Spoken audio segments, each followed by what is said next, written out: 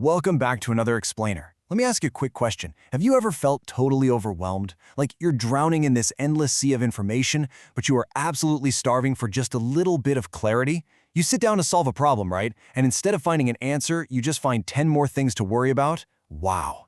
The weight of information overload is so real. But today, we're going to fix that. We're going to upgrade your cognitive toolkit using a seriously powerful, structured blueprint for critical thinking. Think of it kind of like a software update before your brain. By the time we wrap this up, you'll have a highly tangible framework to break down those complex problems and navigate all that uncertainty with absolute confidence. So, why do smart people make terrible decisions? It's a huge pain point, and look, we've all been there. You're overwhelmed by this incredibly complex problem. The pressure's mounting, the clock is literally ticking, and instead of thinking strategically, well, you just react. You fall back on gut feelings, hidden biases, or inherited beliefs, and boom, it leads to a deeply flawed decision. You see, raw intelligence alone doesn't actually protect you from making bad choices. Having a structured, reliable method for processing information does, and that is exactly what we're going to build together today. Okay, let's dive into this. Here is our quick syllabus for today. First, welcome to the blueprint. Then, upgrading how we think, followed by the art of questioning, mental models for decisions, and finally, a quick summary and final thoughts to bring the whole shebang together. Starting right off with Section 1. Welcome to the blueprint. Our core philosophy here is super simple. Think clearly, question deeply. That is the new mental operating system we are installing today. Moving right along into Section 2, upgrading how we think. We're going to root our process in the foundational framework of Bloom's taxonomy. Let's use a simple, everyday analogy to really make these 6 stages stick. Think about building a house. You cannot build a masterpiece without going in a very specific order. Stage 1 is, remember, recalling basic facts. This is simply gathering your raw materials. You're driving the truck to the lot and you're dropping off a massive pile of bricks. Stage 2 is understand, making the meaning clear. This is sitting down with the architect's blueprint, because having bricks is completely useless if you don't actually understand the plan for where they go, right? Then, stage 3 is apply, using that knowledge to solve real problems. Here's where you put on your hard hat, pour the concrete, and actually start laying those bricks together to form the walls. Stage 4 is analyze, breaking ideas apart to see what drives them. This is pulling out the level in the plumb line. You're checking the structural integrity, making sure those walls are perfectly straight before you move on. Stage 5 is evaluate, judging ideas using logic and evidence. Think of this as that highly demanding city inspector walking through with a clipboard, making sure every single code is met and really challenging the work. And finally, stage 6 is create, combining insights into original solutions. This is the finished, painted, fully move-in ready home. You absolutely have to climb these exact steps in order, one by one, to truly master any subject.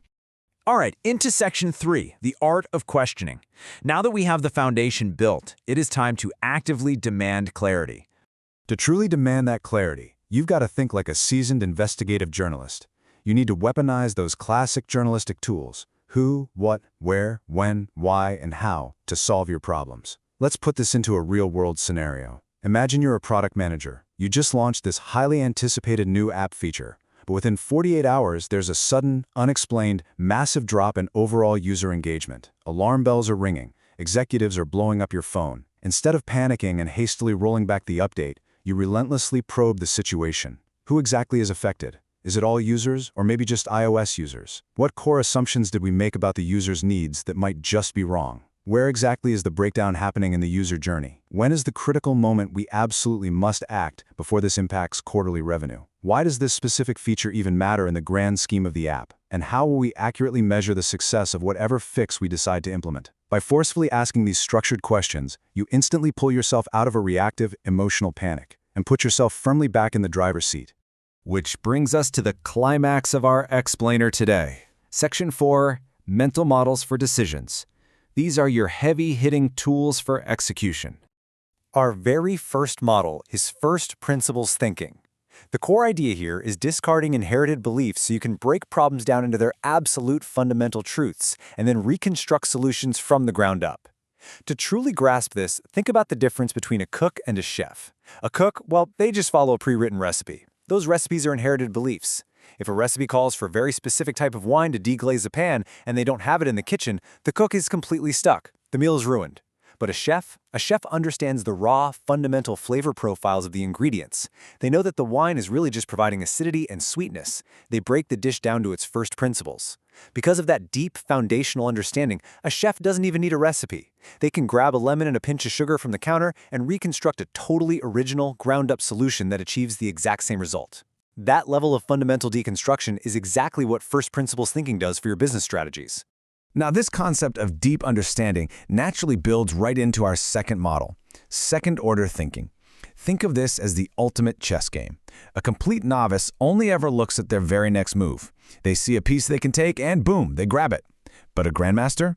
A grandmaster looks 3, 4, even 5 moves ahead, constantly anticipating the opponent's counterattacks. In business, we have to look past the immediate effects to see the ripple effects and the long-term unintended consequences. Here's a perfect real-world example. A company decides it needs to boost profit margins this quarter, so they aggressively cut their customer service budget. They lay off staff and replace them with a really clunky automated system. Now, day one, the spreadsheet looks phenomenal. The immediate effect is this huge cost savings. But by month 6, the ripple effect hits, and it hits hard. Customer wait times skyrocket to hours, and frustration boils over. By year 1, the unintended consequence is massive customer churn. They lose highly lucrative long-term clients, ultimately costing the company 10 times what they originally saved. Second-order thinking forces you to see the entire board before you make a single move. Our third model is Occam's razor, which simply states, favor simpler explanations over complex ones. As humans, we have this terrible, almost built-in habit of overcomplicating things. It's usually due to our own personal biases and anxieties. We literally invent these incredibly wild, convoluted narratives just to explain very simple data points. Imagine you wake up, walk out to your driveway, turn the key in the ignition, and your car just won't start. Okay, is it because a highly sophisticated ring of international hackers bypassed your home security network and disabled your engine control unit via satellite? Or is it because you left the interior dome light on overnight and your battery is just dead? Favor the dead battery. So, the crucial point is, by deliberately stripping away complex, highly unlikely narratives and favoring the simplest probability, you dramatically reduce your own bias and severely speed up your ability to make clear, confident decisions.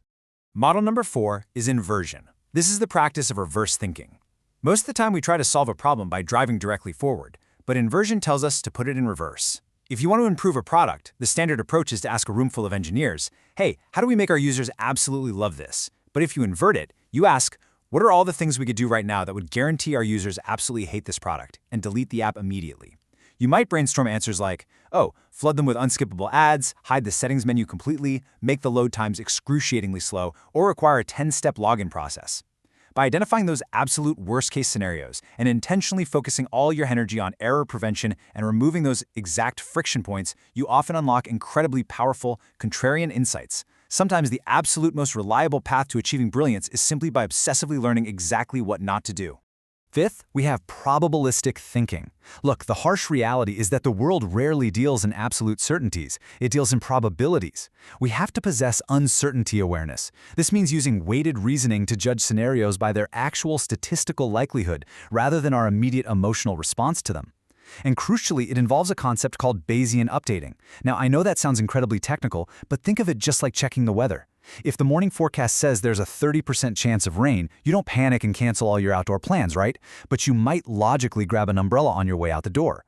However, if you step outside at noon and see massive dark storm clouds forming directly over your head, you perform Bayesian updating.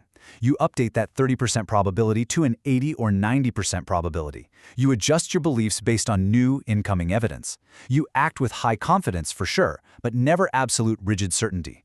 And our final model is Hanlon's razor. When things go wrong, especially things involving other people, we typically have a choice. We can assume malice, which leads to negative overinterpretation, or we can assume incompetence or misunderstanding, which opens the door for effective communication. Hanlon's razor plainly states, never attribute to malice that which is adequately explained by stupidity, carelessness, or misunderstanding. Imagine a highly relatable workplace scenario. You're working on a massive project, and a coworker completely misses an urgent, time-sensitive email you sent them. Your immediate, visceral gut reaction might be to assume malice, right? To think they're actively sabotaging your project, deliberately ignoring you to make you look bad. Your blood starts to boil. But if you pause and apply Hanlon's razor, you change your perspective. You assume they were just completely overwhelmed with their own workload, maybe they accidentally swiped away the notification, or they simply misunderstood the high priority of that specific task. Assuming honest miscommunication rather than deliberate sabotage leads to much better, far less emotional decisions. It allows you to approach them calmly, clarify the issue, and actually preserve that working relationship. Okay, moving to Section 5, Summary and Final Thoughts. Let's bring all of these powerful frameworks together. Let's quickly review our 3 actionable pillars. Number 1, think clearly. We do this by climbing the steps of Bloom's taxonomy, moving intentionally from basic fact recall all the way up to creating original solutions. 2, question deeply. We use the investigative framework to relentlessly interrogate our assumptions and the world around us. And 3, decide effectively. We rely on those 6 mental models, from first principles all the way down to Hamlin's razor, to strip away our internal biases, manage uncertainty, and truly see the board like a grand master. And this brilliantly illustrates our entire new mental operating system. You now have the raw materials. You deeply understand the foundational steps, the investigative tools, and the mental models. The blueprint is entirely in your hands. So, what will you build with it today? If you enjoyed this cognitive upgrade and want to keep continuously sharpening your problem-solving toolkit, take action right now. Go subscribe to the AI Product Management Playbook by Deepak Deo on LinkedIn. Keep learning, keep questioning, and I will see you in the next explainer.